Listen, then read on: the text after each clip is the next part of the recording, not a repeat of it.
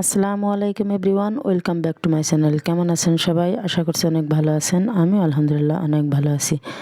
আমি ব্রিগেড মাছের মাথা ভুনা করব টমেটো দিয়ে, তাই আপনাদের সাথে একটু শেয়ার করছি। ভালো লাগলে আমার চ্যানেলটি সাবস্ক্রাইব করে দিবেন। আমি এই যে মাছগুলো সুন্দর করে ধুয়ে পরিষ্কার করে ভেজে নিচ্ছি লবণ আর হলুদ মাখিয়ে।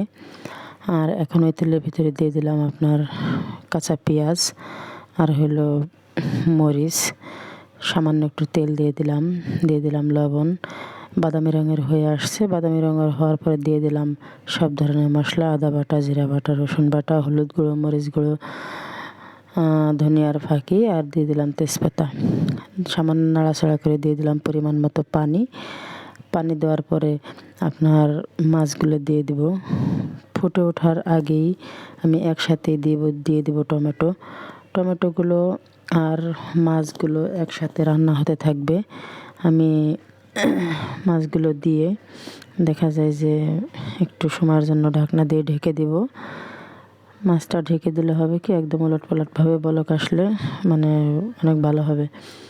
যেহেতু আমি টমেটো দিয়ে রান্না করতেছি, টমেটোটা মানে একদম গলেও যাবে না, আবার দেখা যায় একদম আস্ত থাকবে না, এরকমভাবে হবে।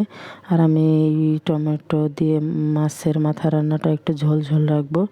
আমার ভাষায় ঝোল পছন্দ করে, বাচ্চারাও পছন্দ করে, মেয়ের বাবাও পছন্দ করে।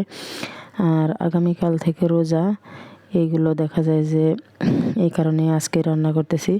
আর রমজানের ভিতরে ফ্রেশ জিনিস, ফ্রেশ মাছ রান্না করে খাবো শুধু। আপনারা সবাই ভালো থাকবেন, আমার জন্য দোয়া করবেন। আল্লাহ হাফেজ।